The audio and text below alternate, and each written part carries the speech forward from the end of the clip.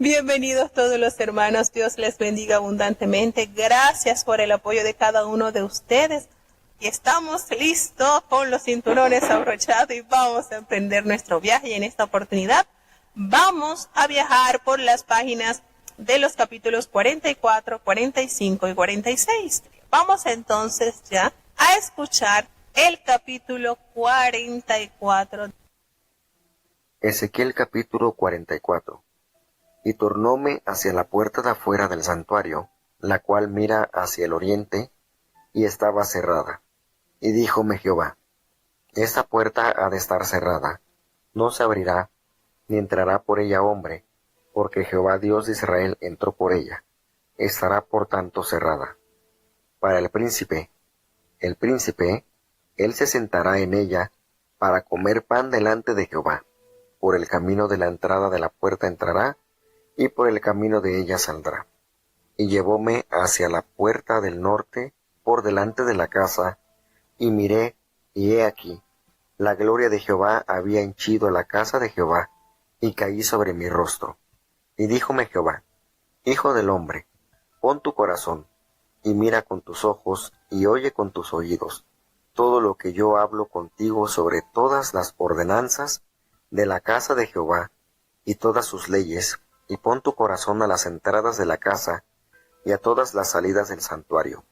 Y dirás a los rebeldes, a la casa de Israel, así ha dicho el Señor Jehová, básteos de todas vuestras abominaciones, oh casa de Israel, de haber vosotros traído extranjeros incircuncisos de corazón, e incircuncisos de carne, para estar en mi santuario, para contaminar mi casa, de haber ofrecido mi pan, la grosura y la sangre, e invalidaron mi pacto por todas vuestras abominaciones, y no guardasteis el ordenamiento de mis santificaciones, sino que os pusisteis guardas de mi ordenanza en mi santuario. Así ha dicho el Señor Jehová, ningún hijo de extranjero, incircunciso de corazón, e incircunciso de carne, entrará en mi santuario, de todos los hijos de extranjeros que están entre los hijos de Israel. Y los levitas, que se apartaron lejos de mí cuando Israel erró, el cual se desvió de mí en pos de sus ídolos, llevarán su iniquidad, y serán ministros en mi santuario, porteros a las puertas de la casa, y sirvientes en la casa. Ellos matarán el holocausto y la víctima al pueblo, y ellos estarán delante de ellos para servirles. Por cuantos les sirvieron delante de sus ídolos, y fueron a la casa de Israel por tropezadero de maldad. Por tanto, he alzado mi mano acerca de ellos, dice el Señor Jehová, que llevarán su iniquidad. No serán allegados a mí para hacerme sacerdotes, ni se llegarán a ninguna de mis santificaciones, a las santidades de santidades, sino que llevarán su vergüenza y sus abominaciones que hicieron. Pondrélos, pues, por guardas de la guarda de la casa en todo su servicio, y en todo lo que en ella hubiere de hacerse. Mas los sacerdotes levitas, hijos de Sadoc, que guardaron el ordenamiento de mi santuario, cuando los hijos de Israel se desviaron de mí, ellos serán allegados a mí para ministrarme, y delante de mí estarán para ofrecerme la grosura y la sangre, dice el Señor Jehová. Ellos entrarán en mi santuario, y ellos se allegarán a mi mesa para ministrarme, y guardarán mi ordenamiento. Y será que cuando entraren por las puertas del atrio interior, se vestirán de vestimentas de lino, no asentará sobre ellos lana, cuando ministraren en las puertas del atrio de adentro y en el interior. Tiaras de lino tendrán en sus cabezas, y pañetes de lino en sus lomos, no se ceñirán para sudar. Y cuando salieren al atrio de afuera al pueblo, se desnudarán de sus vestimentas con que ministraron, y las dejarán en las cámaras del santuario, y se vestirán de otros vestidos, así no se santificarán el pueblo con sus vestimentas. Y no raparán su cabeza, ni dejarán crecer el cabello, sino que lo recortarán trasquilando sus cabezas. Y ninguno de los sacerdotes beberá vino cuando hubieren de entrar en el atrio interior, ni viuda, ni repudiada se tomarán por mujeres, sino que tomarán vírgenes del linaje de la casa de Israel, o viuda que fuere viuda de sacerdote, y enseñarán a mi pueblo a hacer diferencia entre lo santo y lo profano, y les enseñarán a discernir entre lo limpio y lo no limpio.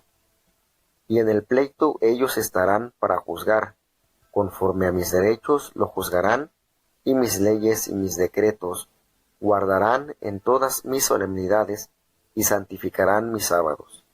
Y a hombre muerto no entrará para contaminarse, mas sobre padre, o madre, o hijo, o hija, hermano o hermana que no haya tenido marido, se contaminará. Y después de su purificación le contarán 7 días, y el día que entrare al santuario, al atrio de adentro para ministrar en el santuario, ofrecerá su expiación, dice el Señor Jehová, y será a ellos por heredad. Yo seré su heredad, y no les daréis posesión en Israel. Yo soy su posesión, el presente, y la expiación, y el sacrificio por el pecado, comerán. Y toda cosa dedicada en Israel será de ellos. Y las primicias de todos los primeros de todo, y toda ofrenda de todo lo que se ofreciere en todas vuestras ofrendas, será de los sacerdotes. Daréis asimismo las primicias de todas vuestras masas al sacerdote, para que haga reposar la bendición de vuestras casas. Ninguna cosa mortecina ni desgarrada, así de aves como de animales, comerán los sacerdotes. Bueno, aquí en este capítulo hay escritas varias leyes sobre los sacerdotes y me llama mucho la atención porque en este capítulo hallamos leyes o encontramos otros puntos que en el libro de Levíticos, específicamente donde se describe con mayor exactitud y detalles las regulaciones y normas que debían ejercer los sacerdotes y los levitas, no aparecen. Y ya les voy a enseñar un ejemplo que aparece acá. Y esto es lo maravilloso, lo lindo de tener la palabra de Dios, pues abre el abanico de verdades y extiende pues lo que es la voluntad de Dios para ejercer su servicio. Porque realmente en el pueblo de Dios, en el pueblo de Israel, esta tribu, la tribu de Leví, ejerció de gran importancia, fue de gran relevancia. Recordemos que cuando el Señor saca a los israelitas del pueblo de Egipto, momentos antes de sacarlos, hubo la plaga, la 10ª plaga, que fue la muerte de los primogénitos, y entonces el Señor toma como posesión a los levitas como su primogénito, los selecciona. Cuando acontece que el pueblo comienza a desvariar y a sacrificar holocaustos a aquel becerro que les había elaborado Aarón, y desciende Moisés del monte, el Señor le manda a Moisés que fuera porque el pueblo que había sacado ya se había extraviado. Y entonces cuando Moisés ve ese cuadro de idolatría, él llama a los que estaban con Jehová y se adhieren los levitas. Desde entonces los levitas pasaron a ser una propiedad sumamente selecta para Dios. Les encargaron todo lo que iba a ser en el tiempo de Moisés, pues lo que era el cuidado, el trayecto, el transportar el tabernáculo del testimonio, el mantener, cuidar las puertas, ser los porteros, encargarse del uso del cuidado de los utensilios. Y cuando está estableciéndose todo lo que es el rito del sacerdocio, todo esto fue encargado a Aarón y sus descendientes, que por supuesto también descienden de la tribu de Leví. Entonces, ¿por qué les hago este recordatorio? Porque el Señor, durante todos estos años antes del exilio, había notado que sus sacerdotes, sus levitas, su pueblo había errado no había seguido las indicaciones para las cuales Dios los había seleccionado. Habían totalmente olvidado la misión que Dios les había dado. A causa de ese descuido, su pueblo pereció también, su pueblo transgredió la ley del Señor. Y entonces nuevamente el Señor argumenta a través del profeta Ezequiel cuál es la función de los levitas, cuál era la misión que tenían ellos que ejercer dentro de su pueblo. Y nótese que también se puede observar que en la época de Jesucristo hubo ese error por parte de los sacerdotes, por parte de los levitas.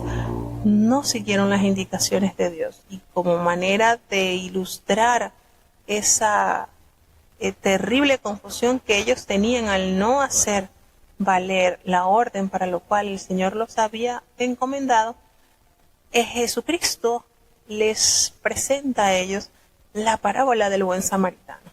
Y en esa parábola podemos observar cómo Jesucristo presenta como personaje al sacerdote y al levita. No cumplieron la función a la cual el Señor les había dado. Y es también amor y misericordia que no mostraron en ese cuadro que el Señor les pintó. Entonces todo esto conlleva, hermano, cuando usted no se fija, no se enfoca totalmente en la labor que el Señor le ha encomendado, entonces usted cae en pecado. Y el pecado es errar al blanco, ese blanco de la soberana vocación, eso a lo que el Señor lo ha encomendado. Entonces de allí nos desviamos y caemos, por supuesto, en el plano o en el terreno del pecado. Entonces aquí el profeta, de una manera magistral, el Señor enseña cómo, de qué manera ellos debían vivir, y les recuerdan que ellos eran su posesión, que ellos no debían recibir herencia, que el Señor era su herencia.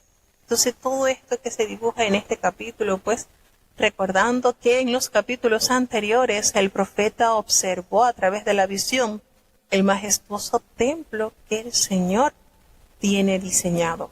Y para ese majestuoso templo, entonces debía tener y contar con el personal idóneo que ejercería la función sacerdotal. Entonces, esto iba a la mano de lo otro, templo dedicado en santidad al Señor, pero también los ministros que iban a servir a Jehová dentro de este templo debían estar en armonía con la estructura y con la presencia que el Señor manifestaría en este lugar. Entonces todo debía estar compaginado. Nos enseña su santa y bendita palabra cómo quienes iban a ser los admitidos al templo, cómo el Señor habla cuando hace referencia a ese príncipe, es sinónimo, por supuesto, del descendiente de su siervo David. La gloria de Dios había llenado este lugar, como se manifiesta en los versículos, en el versículo 4, cuando dice que el Señor lo llevó hacia la puerta del norte por delante de la casa, y él miró y observó que la gloria de Jehová había llenado la casa de Jehová. Y eso fue motivo suficiente para que el profeta se postrase sobre su rostro y adorara al Señor. Y el Señor le ordena que prestara atención y que mirara claramente con sus ojos y que escuchase atentamente con sus oídos lo que Él le mostraba y lo que Él le hablaba, pues estaban al tanto y comunicando las ordenanzas de la casa de Jehová y todas sus leyes. Le pusiera mucha atención a todo lo que estaba en torno a la casa y a todas las salidas del santuario. Y le vas a decir a los rebeldes de la casa de Israel. Fíjense que cuando ustedes van leyendo y uno va observando cómo Dios se caracteriza por tener cada detalle, cada orden, todo, hermanos, Dios no se le escapa nada. Nada, y esto implica desde lo más pequeñito, quizás para nosotros será insignificante, pero para Dios no.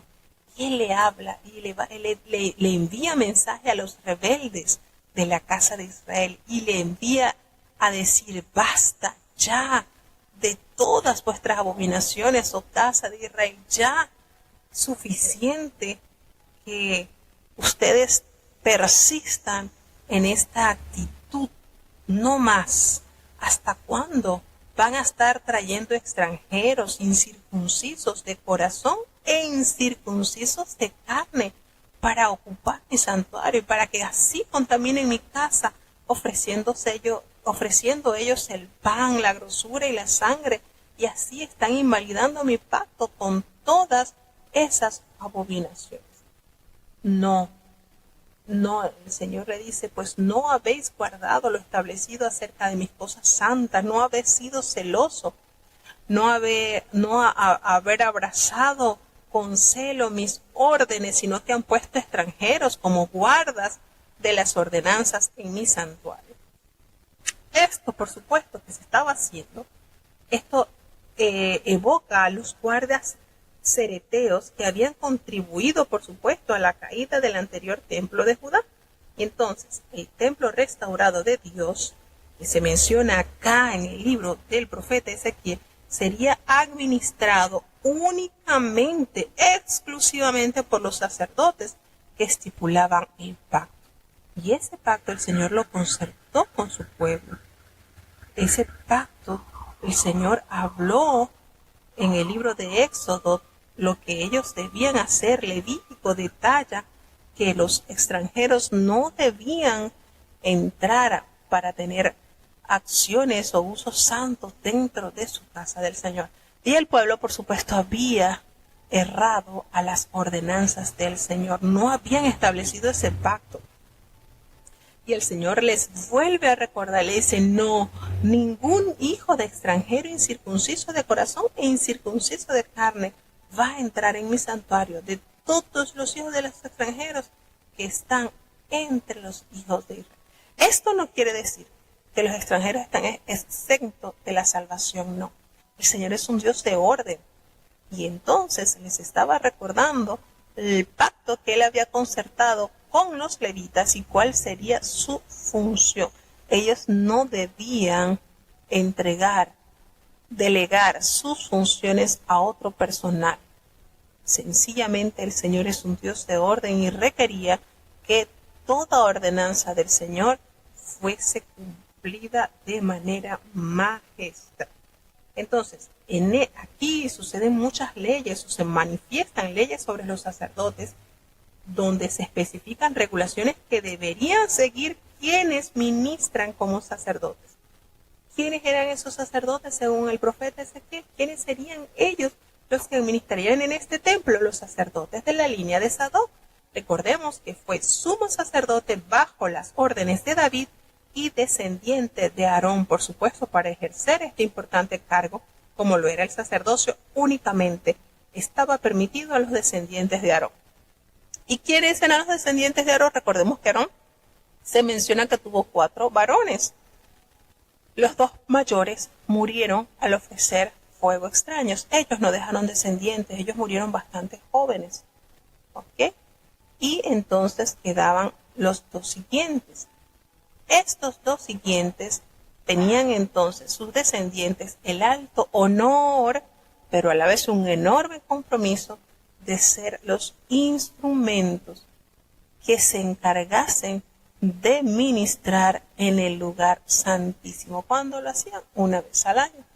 Del resto, ellos debían procurar estar al día con su pueblo, presentando, recibiendo los sacrificios. Ellos tenían que presentar sacrificios en la mañana y en la tarde. Esto era continuo, al igual que esos candelabros debían estar ardiendo continuamente. Todos estos trabajos debían ejercerlos con sumo cuidado los sacerdotes de Dios.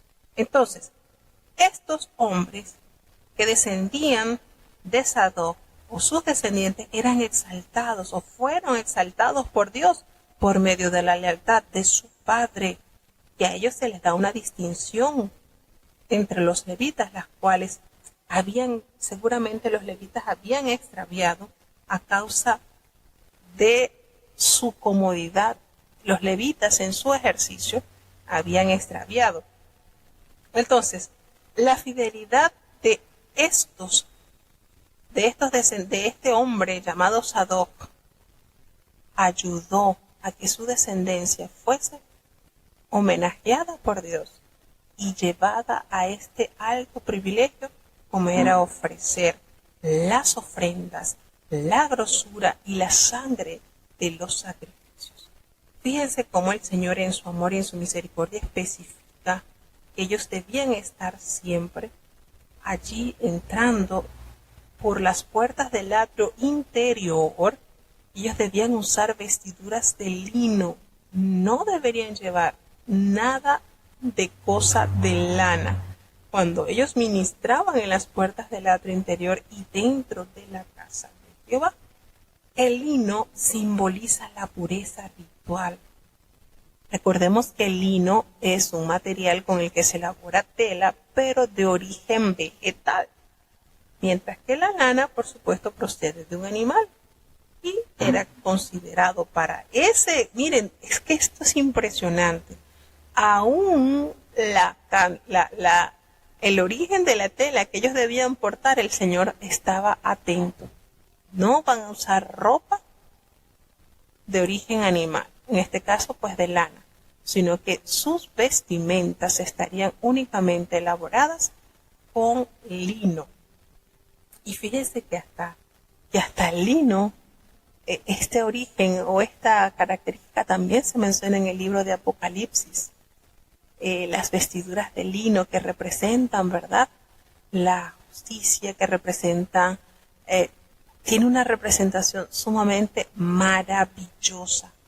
Y entonces consideremos cómo Dios, de una manera especial, de una manera única, Dios se preocupa, hermanos. Y esto es lindo, esto es maravilloso. Esto es maravilloso porque Dios está al pendiente de todo, esta vestidura que ellos debían usar. También se nos habla en el Apocalipsis que el lino fino son las acciones justas de los santos como representación, y eso aparece en el libro de Apocalipsis. Y aquí a los sacerdotes se le pide como orden en su vestidura que fuese lino lo que ellos portaran dentro del recinto del Señor. Entonces, nos habla también que ellos no debían raparse su cabeza, no. Ellos debían dejarse crecer su cabello. Ellos no debían raparse su cabeza, ni dejarán crecer su cabello, sino que lo recortarán solamente, así en armonía como aparece en el libro de Levíticos. Entonces, notemos cómo Dios está al tanto de la estética de sus siervos. También aquí nos hace referencia también que ninguno de los sacerdotes debía beber vino cuando estuviese dentro del atrio interior. Recordemos lo que le pasó a Nadab y a Abiú a consecuencia de la ingesta de licor. A causa de esto se deduce que Recab, ¿verdad?, ordenó rigurosamente a sus descendientes que jamás, ni cuando estén fuera del atrio interior, nada, probasen vino. Y por muchas generaciones estos descendientes fueron exaltados aún por Dios, porque cuando les envió al profeta Jeremías y los metió a la cámara en el templo y el profeta les sirvió vino, ellos dijeron no, de ninguna manera vamos a tomar vino, porque nuestro descendiente nos dijo que no tomásemos vino y que no tomásemos tampoco posesión, porque Jehová es nuestra posesión.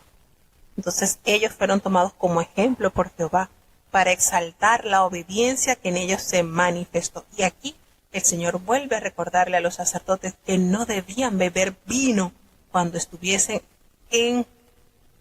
ejerciendo su profesión. Y en el versículo 22 nos dice que el sacerdote no debía tomar ni viuda ni repudiada por mujer. Fíjense que esto que lo dice está establecido en el libro de Levítico, en el capítulo 21, donde hay una serie de ordenanzas a los sacerdotes. Sin embargo, aquí se abre un paréntesis que no aparece en el libro de Levítico. ¿Y cuál es? Bueno, el profeta dice, no van a tomar viuda ni repudiada tomarán por mujer, sino que van a casarse o a unirse con virgen del linaje de la casa de Israel. Y entonces aquí está el paréntesis. O viuda, pero que fuera una viuda de un sacerdote. Y esto que aparece aquí, que podemos decir es una enmienda, no digamos que es una enmienda, digamos que es un detalle que en el libro de Levítico no lo escribe, no aparece en Levítico, ni en ninguna otra parte, pero acá el profeta sí. Recordemos que el profeta Ezequiel era también sacerdote. Entonces, ¿qué sucedía? Que sí podían casarse sí podían contraer matrimonio con una viuda, pero esa viuda debía o debió haber sido esposa de otro sacerdote. Ese era el requisito que debía tener la mujer que fuese viuda para poder volverse a casar, pero no viuda de otra persona, de otro judío, que tuviese otra profesión. Viuda, pero que fuese de un sacerdote. Y esto me causó bastante curiosidad cuando yo estaba leyendo esto, cómo Dios no se le escapan detalles. De verdad que Dios es maravilloso. Entonces, qué cuidado Dios con aquellos que están siendo instrumentos para bendición de su pueblo. Debían tener una vida familiar, una vida sumamente intachable, llena de muchas bendiciones. Debían ser ejemplos, marido de una sola mujer, como más adelante, ¿verdad? Lo reitera el apóstol Pablo cuando estaba argumentando sobre los que deseaban obispados, sobre los que deseaban ser usados por Dios en una tarea de suma relevancia. Pero cuánta importancia es cuando ellos están llenos y su vida es un testimonio fiel de la grandeza y la obediencia a su Dios. Y les explica que ellos tenían la gran función de enseñar a su pueblo y debían enseñarles a hacer la diferencia entre lo santo y lo profano.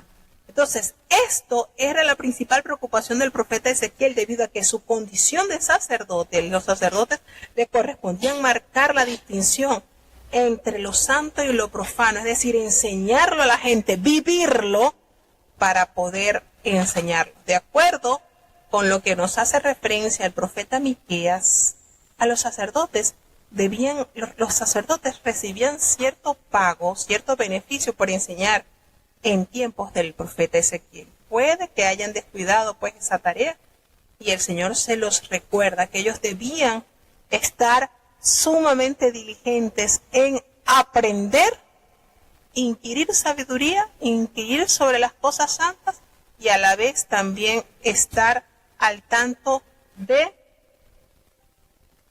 enseñarle al pueblo lo que es bueno y lo que es pecado. Tenemos entonces las grandes enseñanzas que Dios da. Les dice también que ellos debían estar sumamente preparados para ejecutar juicios, para juzgar, para que sus leyes y sus decretos fuesen guardados y todas sus fiestas solemnes fuesen una realidad dentro de su pueblo, así como hace énfasis en los días de reposo. No se van a acercar, dice el profeta, recordando lo que ya está escrito en el libro de Levítico, por supuesto, aquellos a quien haya fallecido un familiar, a menos que haya sido por su papá o por su mamá, por su hijo o por su hija, o por su hermana que no haya tenido marido. Por ello, pues, sí se le permitirá contaminarse, pero igualito después tenía que realizar su purificación contando con los 7 días después de haber tenido contacto con esta persona que haya fallecido. Entonces Dios le habla y le recuerda que ellos eran su heredad y que La heredad era el Señor. Y por lo tanto ellos no iban a tener una posesión en Israel, sino que la posesión de los levitas es Jehová. De las ofrendas y de las expiaciones del sacrificio por el pecado, ellos tenían el derecho de comer y todas las cosas consagradas en Israel. Por eso que el apóstol Pablo, cuando hacen ciertos argumentos sobre esto, le decía en una oportunidad, dijo, miren, el que vive del evangelio, que coma del evangelio, porque se está dedicando a eso. Y toma en consideración lo que dice, lo que enseña la ley de Jehová en cuanto a al buey que trilla. Cuando Jehová le dice, no le vas a colocar bozal al buey que trilla porque está trabajando. Y es menester que sea alimentado de de lo que está en su entorno, de lo que trabaja. Y el apóstol Pablo toma este ejemplo y dice, ¿ustedes creen que solamente Jehová dijo esto por el animalito nada más? Esto abarca mucho más. El que está allí al servicio del Señor tiene también el honor de ser mantenido o de ser suplido las necesidades que les da el servirle a Dios. Entonces aquí él vuelve a recordar al Señor que de las ofrendas y de las expiaciones ellos podían comer, y también de las primicias, de todos los primeros frutos y de toda la ofrenda que se presente de esas ofrendas, allí también serán dados una ración al sacerdote. ¿Para qué? Para que repose la bendición en vuestras casas. ¿En las casas de quiénes?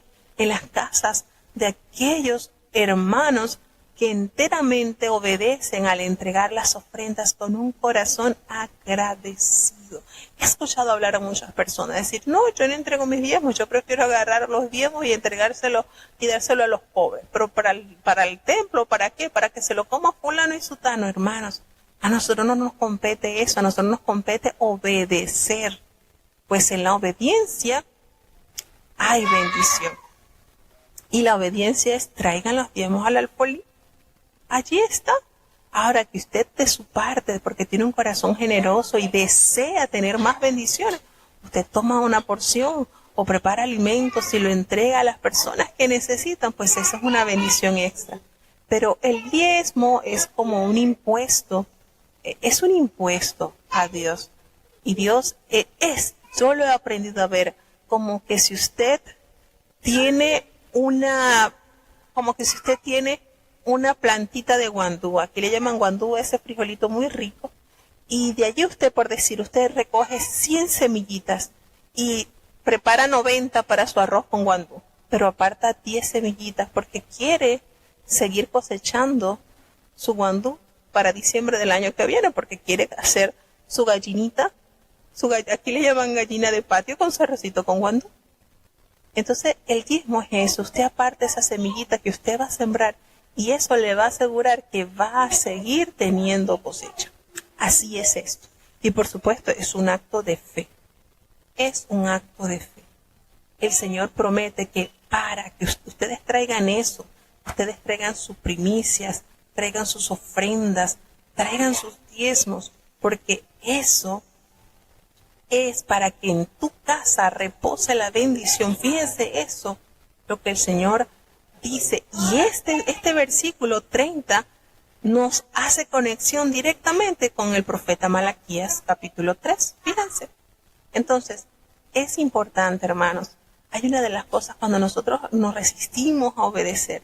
Hermanos, hay como que les explico. Nosotros colocamos como un techo donde las bendiciones de Dios no caen. Pero cuando nosotros disponemos nuestra mente y nuestro corazón a obedecerlo por amor a Dios, usted se hace acreedor de esta promesa que Dios ha hecho, que haya bendición en tu casa, lo dice la palabra de Dios. Y usted dirá, no, pero es que malversan los diezmos en tal lugar, eso no es su asunto. Allá aquel hermano que malversa las cosas, el asunto suyo es con Dios. Y cuando nosotros hacemos esto, hermano, mire, esto es como la ley de gravedad. Todo lo que sube, baja. Usted todo lo que envía a Dios, a su casa, todo regresa. Esas bendiciones regresan porque Dios lo ha prometido. Y Dios es fiel, hermano.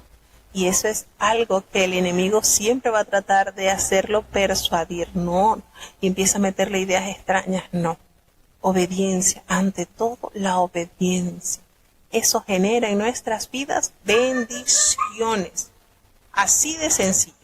Bueno, tenemos entonces que el Señor le vuelve a hacer el cierre con este versículo diciendo que no van a comer ninguna mortecina, ni nada que haya sido desgarrada, así como aves. Nada de eso van a comer los sacerdotes. Nada de esto deben comer los sacerdotes. Miren la manera tan especial Dios se preocupa por sus hijos, cómo se visten, cómo actúan, qué comen y cómo comen. ¿No es maravilloso estar en las manos de un Padre amoroso celestial como Dios, que tiene cuidado y nos detalla de cada una de nuestras, de cómo debe ser nuestro accionar? Es maravilloso, hermanos. A ese es el Dios al que nosotros hemos sido llamados a servir. Vamos a seguir avanzando hacia el capítulo 45 del libro del profeta Ezequiel. Ezequiel capítulo 45. Y cuando partiereis por suertes la tierra en heredad, apartaréis una suerte para Jehová que le consagréis en la tierra, de longitud de 25,000 cañas y 10,000 de ancho. Esto será santificado en todo su término alrededor. De esto serán para el santuario 500 de longitud y 500 de ancho, en cuadro alrededor, y 50 codos en derredor para sus ejidos.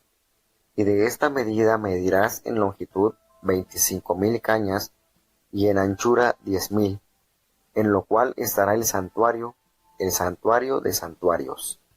Lo consagrado de esta tierra será para los sacerdotes ministros del santuario, que se llegan para ministrar a Jehová, y seráles lugar para casas y lugar santo para el santuario.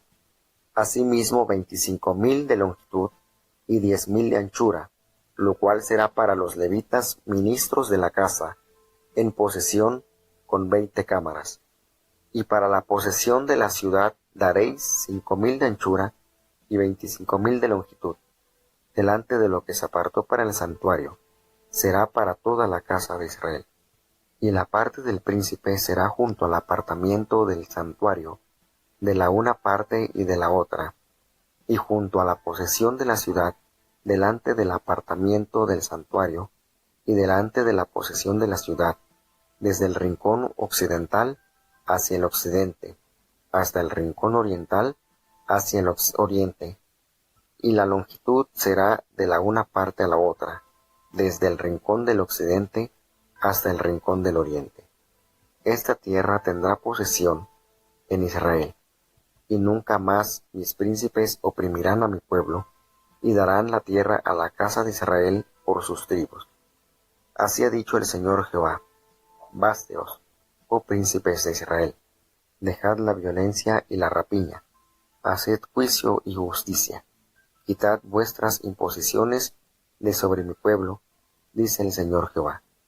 Peso de justicia, y efa de justicia, y bato de justicia tendréis. El efa y el bato serán de una misma medida. Que el bato tenga la 10ª parte del homer, y la 10ª parte del homer el efa. La medida de ellos será según el homer. Y el ciclo será de 20 geras, 20 ciclos, con 25 ciclos, y 15 ciclos os serán una mina. Esta será la ofrenda que ofreceréis, la 6ª parte de un efa de homer del trigo, y la 6ª parte de un efa de homer de la cebada. Y la ordenanza del aceite será que ofreceréis un bato de aceite, que es la 10ª parte de un coro. 10 batos harán un homer, porque 10 batos son un homer. Y una cordera de la manada de 200 de las gruesas de Israel, para sacrificio y para holocausto y para pacíficos, para expiación por ellos, dice el Señor Jehová. Todo el pueblo de la tierra será obligado a esta ofrenda para el príncipe de Israel. Mas del príncipe será el dar el holocausto y el sacrificio y la libación en las solemnidades, y en las lunas nuevas, y en los sábados, y en todas las fiestas de la casa de Israel. Él dispondrá la expiación y el presente y el holocausto y los pacíficos para expiar la casa de Israel. Así ha dicho el Señor Jehová: el mes primero, al primero del mes, tomarás un becerro sin defecto de la vacada, y expiarás el santuario, y el sacerdote tomará de la sangre de la expiación, y pondrá sobre los postes de la casa, y sobre los 4 ángulos del área del altar, y sobre los postes de las puertas del atrio de adentro. Así harás el séptimo del mes por los cerrados y engañados, y expiarás la casa. El mes primero, a los 14 días del mes, tendréis la Pascua, fiesta de 7 días. Comeráse pan sin levadura. Y aquel día el príncipe sacrificará por sí y por todo el pueblo de la tierra un becerro por el pecado. Y en los 7 días de solemnidad hará holocausto a Jehová, 7 becerros y 7 carneros sin defecto, cada día de los 7 días, y por el pecado un macho cabrío cada día. Y con cada becerro ofrecerá presente de un efa, y con cada carnero un efa, y por cada efa un hin de aceite. En el mes séptimo, a los 15 del mes, en la fiesta, hará como en estos 7 días, cuanto a la expiación, y cuanto al holocausto, y cuanto al presente, y cuanto al aceite. Bueno, tenemos entonces acá el profeta nos llena de varias medidas. Tenemos en este capítulo 45 que la tierra que ha apartado Jehová para los sacerdotes. Nos damos cuenta acá que se estableció un sistema justo de pesos, también sobre las propiedades de la ciudad y sobre el príncipe. Pero en el capítulo 45, al inicio, el Señor le habla sobre repartir por suerte la tierra en heredad y apartar a cada uno su porción para Jehová, que esto sería tierra consagrada a él. La tierra la menciona su longitud, 25,000 cañas y 10,000 de anchos, y esto sería todo santificado en todo su territorio alrededor. Y de esto será para el santuario, detalla las medidas, que tendría 500 cañas de longitud y 500 de ancho. Era un cuadro alrededor y 50 codos en derredor para sus ejidos.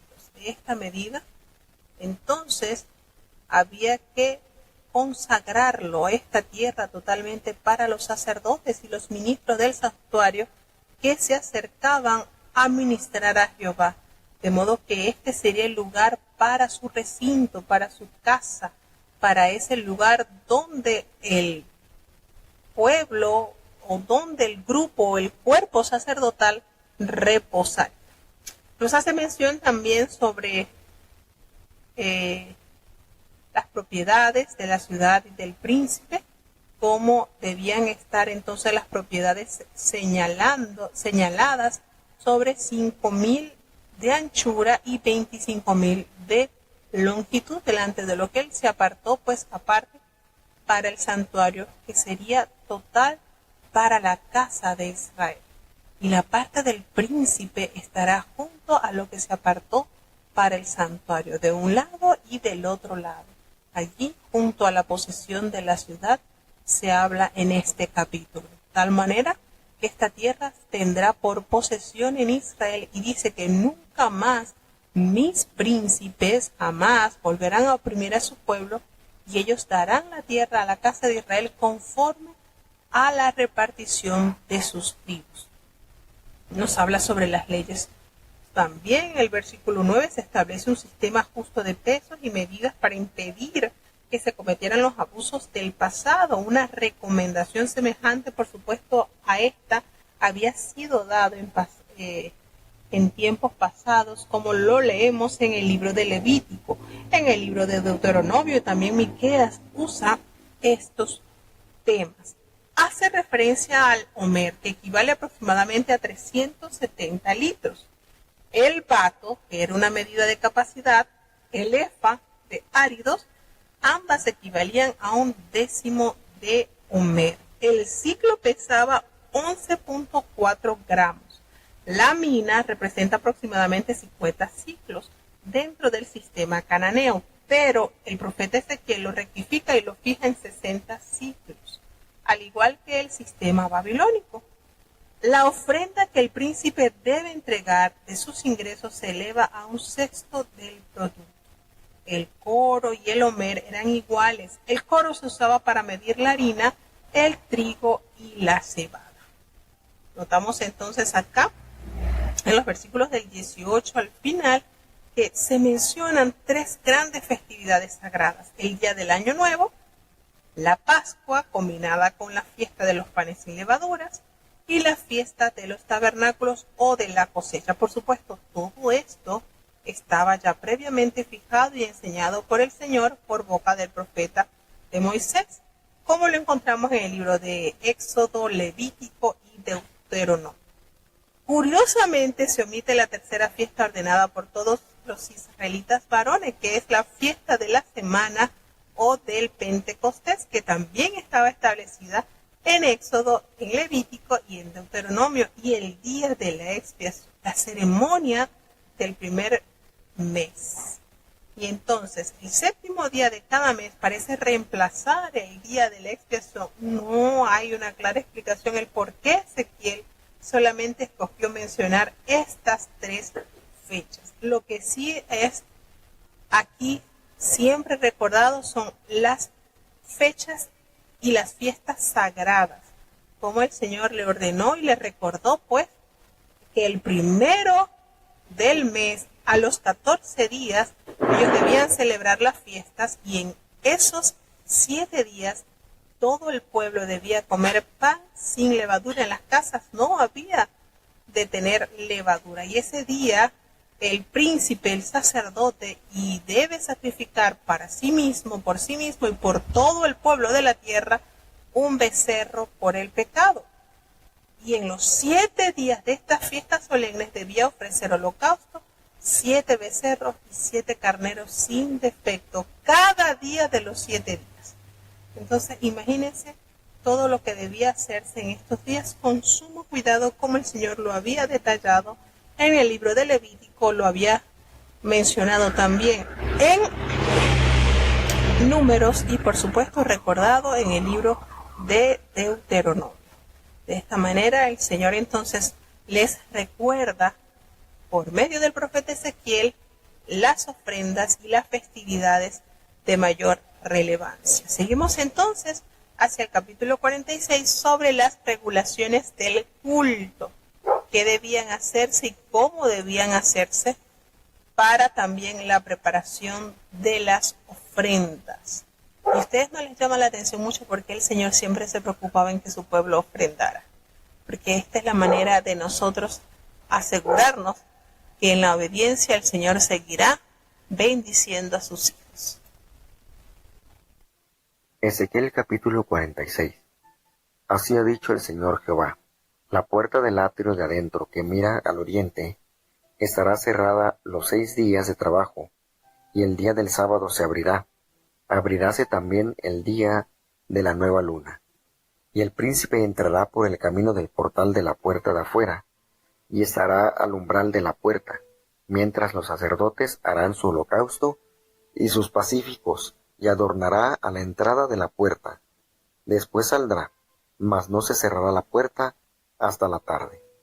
Asimismo adorará el pueblo de la tierra delante de Jehová a la entrada de la puerta, en los sábados y en las nuevas lunas. Y el holocausto que el príncipe ofrecerá a Jehová el día del sábado será 6 corderos sin defecto y un carnero sin tacha. Y por presente un efa con cada carnero, y con cada cordero un presente, don de su mano, y un hin de aceite con el efa. Mas el día de la nueva luna, un becerro sin tacha de la vacada, y 6 corderos y un carnero, deberán ser sin defecto. Y hará presente de un efa con el becerro, y un efa con cada carnero, mas con los corderos, conforme a su facultad, y un hin de aceite por cada efa. Y cuando el príncipe entrare, entrará por el camino del portal de la puerta, y por el mismo camino saldrá. Mas cuando el pueblo de la tierra entrare delante de Jehová en las fiestas, el que entrare por la puerta del norte, saldrá por la puerta del mediodía, y el que entrare por la puerta del mediodía, saldrá por la puerta del norte. No volverá por la puerta por donde entró, sino que saldrá por la de enfrente de ella. Y el príncipe, cuando ellos entraren, él entrará en medio de ellos, y cuando ellos salieren, él saldrá. Y en las fiestas y en las solemnidades será el presente un efa con cada becerro, y un efa con cada carnero, y con los corderos, lo que le pareciere, y un hin de aceite con cada efa. Mas cuando el príncipe libremente hiciere holocausto o pacíficos a Jehová, abriránle la puerta que mira al oriente, y hará su holocausto y sus pacíficos, como hace en el día del sábado. Después saldrá, y cerrarán la puerta después que saliere, y sacrificarás a Jehová cada día en holocausto un cordero de 1 año sin defecto, cada mañana lo sacrificarás. Y con él harás todas las mañanas presente de la 6ª parte de un efa, y la 3ª parte de un hin de aceite para mezclar con la flor de harina, presente para Jehová continuamente por estatuto perpetuo. Ofrecerán, pues, el cordero, y el presente y el aceite, todas las mañanas en holocausto continuo. Así ha dicho el Señor Jehová: si el príncipe diere algún don de su heredad a alguno de sus hijos, será de ellos, posesión de ellos será por herencia. Mas si de su herencia diere don a alguno de sus siervos, será de él hasta el año de libertad, y volverá al príncipe, mas su herencia será de sus hijos. Y el príncipe no tomará nada de la herencia del pueblo, por no defraudarlos de su posesión. De lo que él posee dará herencia a sus hijos, para que mi pueblo no sea echado cada uno de su posesión. Metióme después por la entrada que estaba hacia la puerta, a las cámaras santas de los sacerdotes, las cuales miraban al norte, y había allí un lugar a los lados del occidente. Y díjome: este es el lugar donde los sacerdotes cocerán el sacrificio por el pecado y la expiación. Allí cocerán el presente, por no sacarlo al atrio de afuera para santificar al pueblo. Luego me sacó al atrio de afuera, y llevóme por los 4 rincones del atrio, y en cada rincón había un patio. En los 4 rincones del atrio había patios juntos de 40 codos de longitud y 30 de anchura. Tenían una misma medida, todos 4 a los rincones.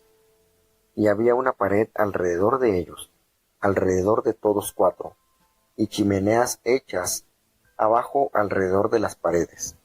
Y díjome: estos son los aposentos de los cocineros, donde los servidores de la casa cocerán el sacrificio del pueblo. Bueno, llegamos entonces ya al capítulo 46, donde se mencionan regulaciones del culto, donde el Señor especifica en este capítulo cómo debían entonces durante los 6 días de trabajo y durante el día de reposo abrir el templo, así como en el día de la luna nueva. Y el príncipe entrará por el camino del portal de la puerta exterior, y él siempre allí estará en pie junto al umbral de la puerta mientras los sacerdotes ofrezcan sus holocaustos y sus ofrendas de paz. Allí juntos adorarán a la entrada de la puerta después, pero aquí menciona que no se cerrará la puerta sino hasta la tarde, de tal modo que allí el pueblo adorará delante de Jehová a la entrada de la puerta y en los días de reposo y en las lunas nuevas. Fíjense cómo el holocausto se va presentando y debía ofrecerse a Jehová, por supuesto, en el día de reposo. Era diferente porque allí serían 6 corderos sin defectos y un carnero sin tacha. Y entonces lo que está describiendo acá el profeta son todas las funciones que se han de realizar, por supuesto, en el templo, donde el Señor le mostró al profeta en visión el personal que va a ejercer y la manera en que van a adorar. Se ofrecen instrucciones, por supuesto, especiales acá a los creyentes que penetran en el área del templo y deben entrar por una puerta y salir por otra. Y esto alude, por supuesto, al orden que caracteriza a la comunidad de los nuevos creyentes. Hace referencia también al año del jubileo, que teóricamente llegaba cada 50 años, como lo leemos en el libro de Levíticos, en el capítulo 25. Notamos acá cómo se detalla sobre la preparación de las ofrendas y de qué manera debían entonces entregar las ofrendas. Cuando el profeta menciona que lo trajo por la entrada que estaba hacia la puerta, allí en las cámaras santas de los sacerdotes, y estas cámaras miraban al norte, y allí vio un lugar en el fondo del lado occidente. ¿Y qué veía allí? En ese lugar donde los sacerdotes cocían la ofrenda por el pecado y por la expiación, allí también cocían la ofrenda para no sacarla al atrio exterior, sino de esa manera santificar a su pueblo. También hace mención que lo sacó al atrio exterior y lo llevó por los 4 rincones del atrio, y en cada rincón había allí un patio. Y en esos 4 rincones del atrio habían patios cercados de 40 codos de longitud y también de 30 de anchos. Era una misma medida que tenían los 4 atrios. Allí entonces notamos, miren la diferencia, ¿no? Cuando vemos en los capítulos anteriores del libro del profeta Ezequiel cómo el Señor lo introduce al templo y le enseña la manera en que sus sacerdotes hacían cosas abominables, adoraban serpientes que habían tallado en la pared y cuántas situaciones feas. Pero en este caso vemos cómo el profeta tiene esa esperanza maravillosa, porque el Señor le muestra las nuevas dimensiones del templo y el personal que haría entonces todos los sacrificios y todo conforme a la ordenanza del Señor. Vemos entonces cómo hay la transformación y la nueva manera en que Dios toma el control, y la gloria del Señor, por supuesto, es la que llena el templo conforme a sus estatutos y a sus ordenanzas, pues el personal que está allí idóneo para ofrecer conforme a la voluntad de Dios los sacrificios, con el único propósito de que el nombre de Dios sea glorificado y su pueblo enteramente santificado. Cuando el Señor es el que dirige las cosas, hermanos, no hay espacio para el mal. Así que bueno, de esta manera llegamos entonces a los 3 capítulos del día de hoy.